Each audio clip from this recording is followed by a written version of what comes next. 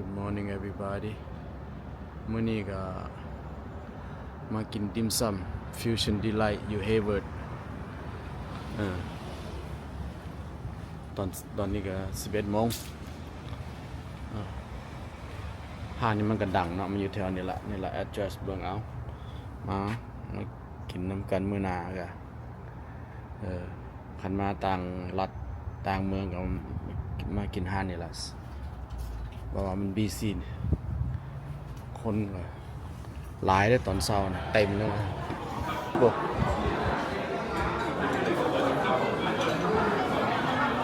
You like some patty? I'm sorry Do you like some patty? Yes What kind of patty? Anything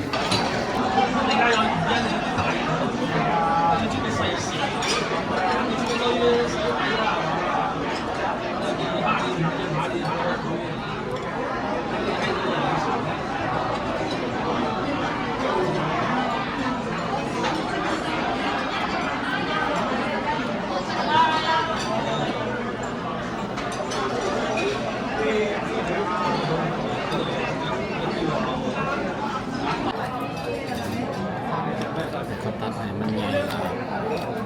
你個 size 先係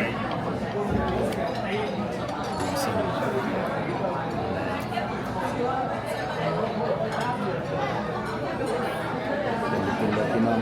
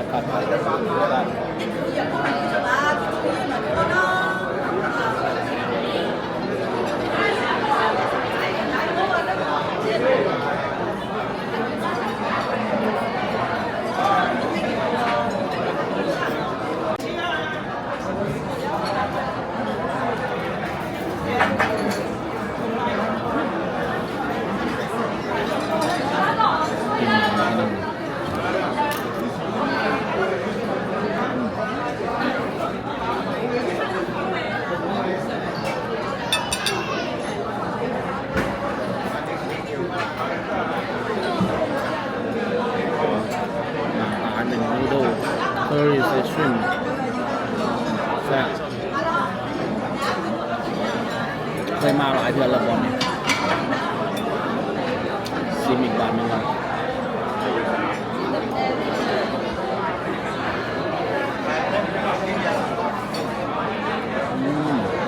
สุดยอดหอมแซ่บ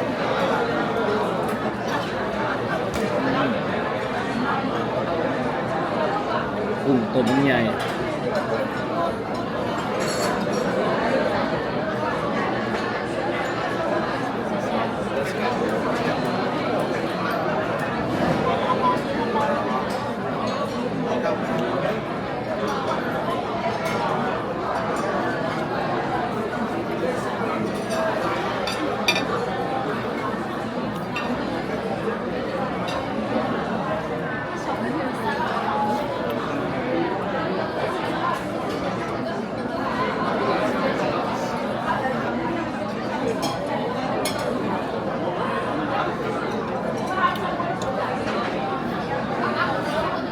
กิน enjoy life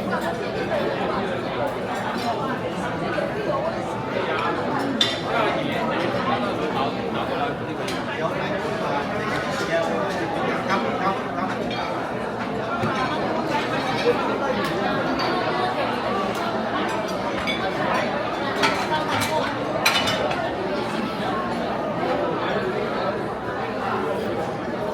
on in to the right.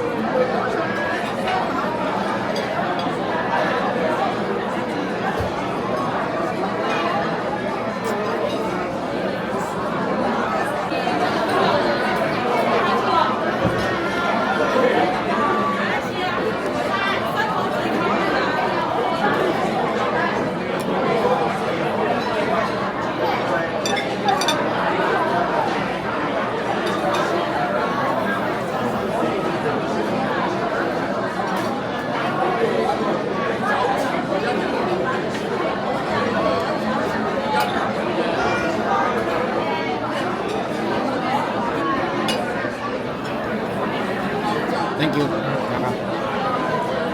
Can I get a pen? Pen? Okay.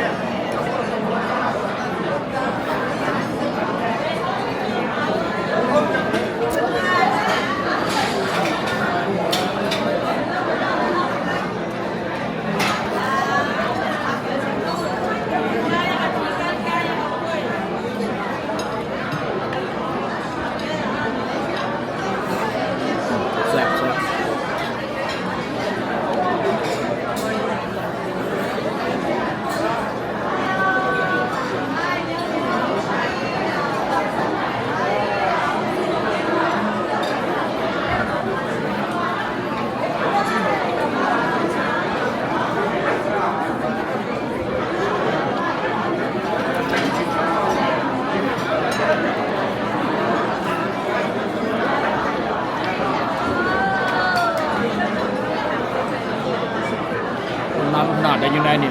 บ่ต้องได้ภาคก็บ่ได้ภาคก็บ่ยินดอกเป็นแอคชั่นเอา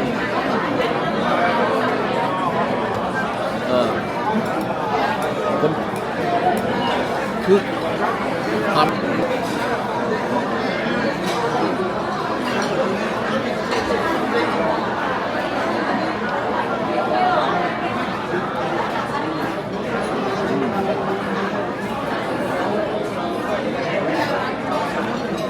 ข้านของมันพวกมันแอคโก้มันดังสมเงินเลยล่ะ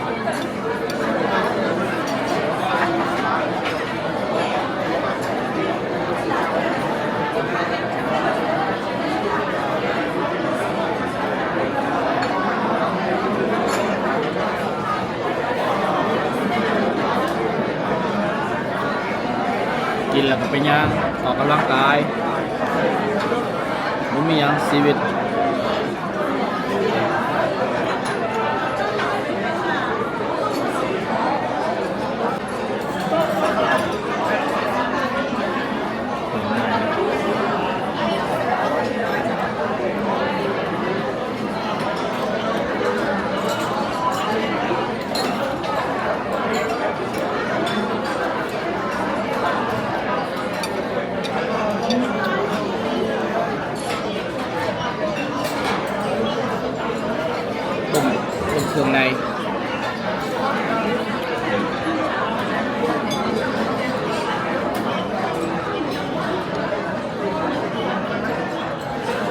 พันนาอะไรนะมีแต่เครื่องในอย่างเดียวบ่มีซีนเลย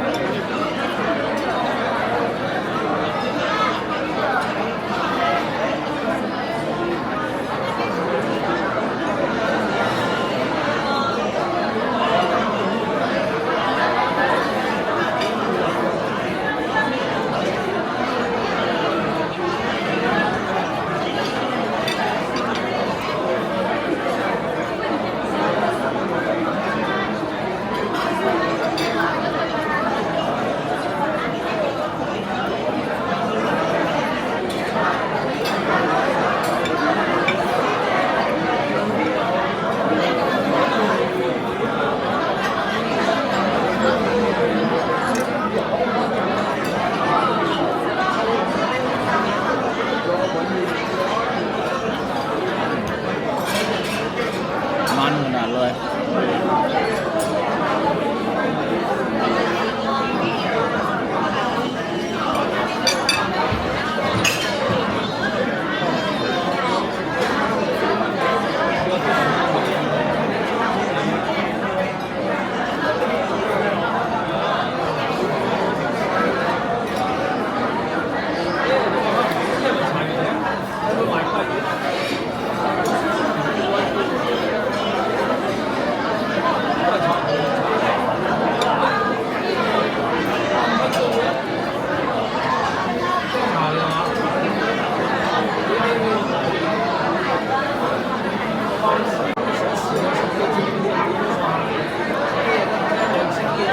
โทฟูเขาเดินมากินยังไม่อิ่มปุ๊บลองมันโทฟูเนาะ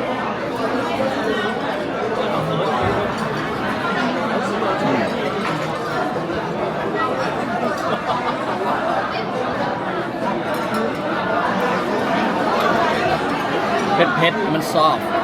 โทฟูdeep fried soft tofu ก็โอเคอยู่ก็ปั่นได้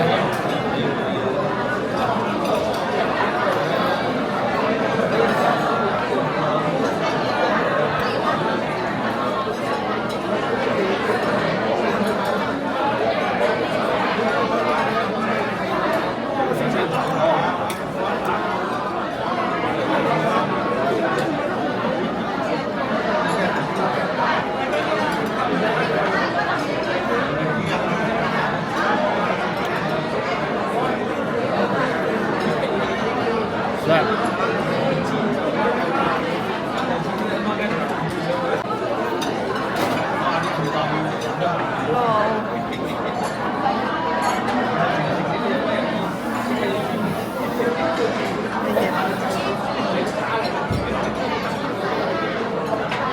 จีน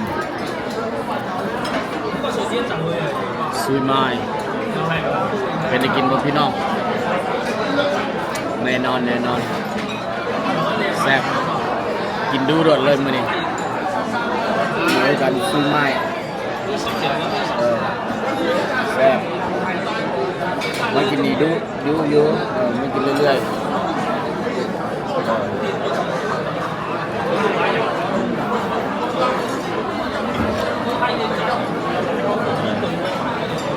ซิมเป็นอันนึง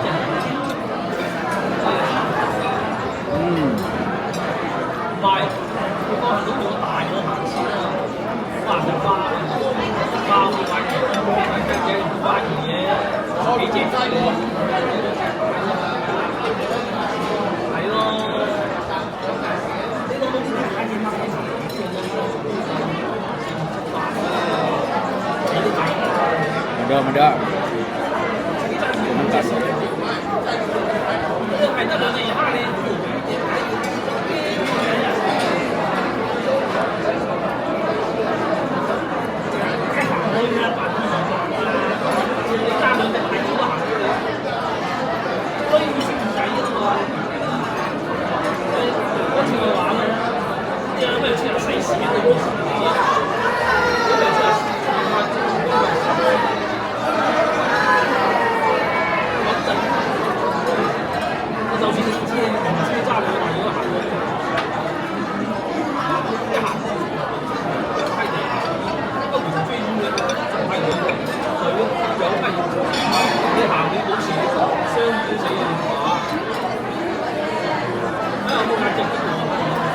ซื้อไม้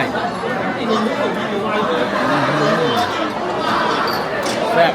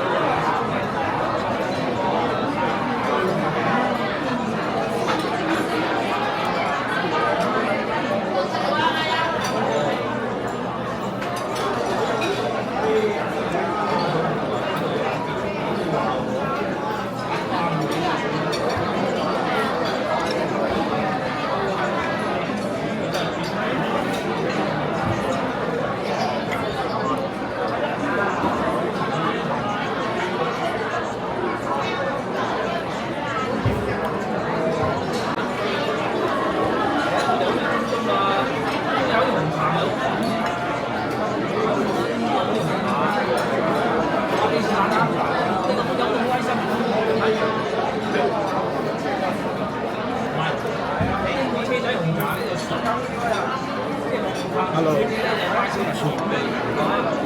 โอเค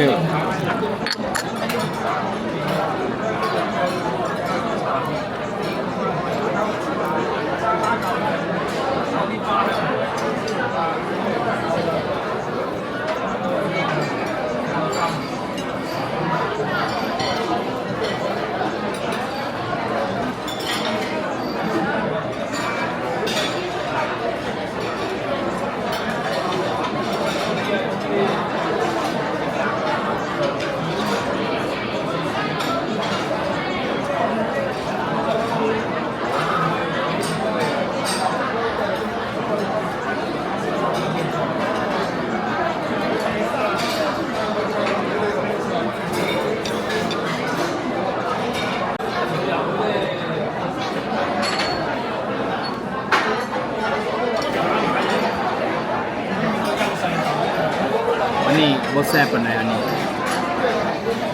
บ่ปานใดกลางเยี่ยม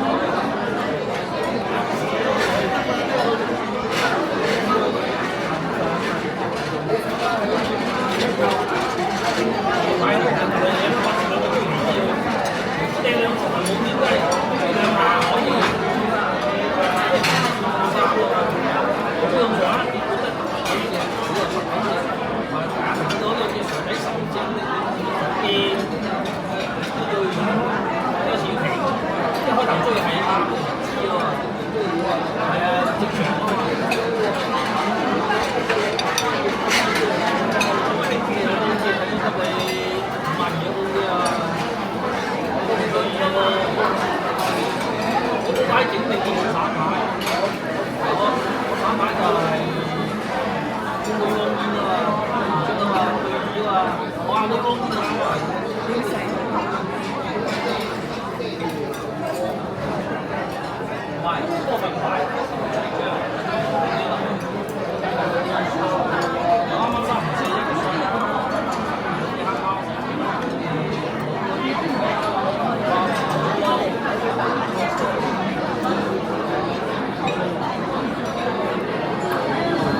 ดีโอนี่ก็จบลงสำนี้ล่ะพี่น้องขอบใจได้หลายท่านเข้ามาเบิ่งก็ได้กดไลค์กดแชร์ให้ข่อยในเด้อขอบใจเด้อทุกคนที่เข้ามา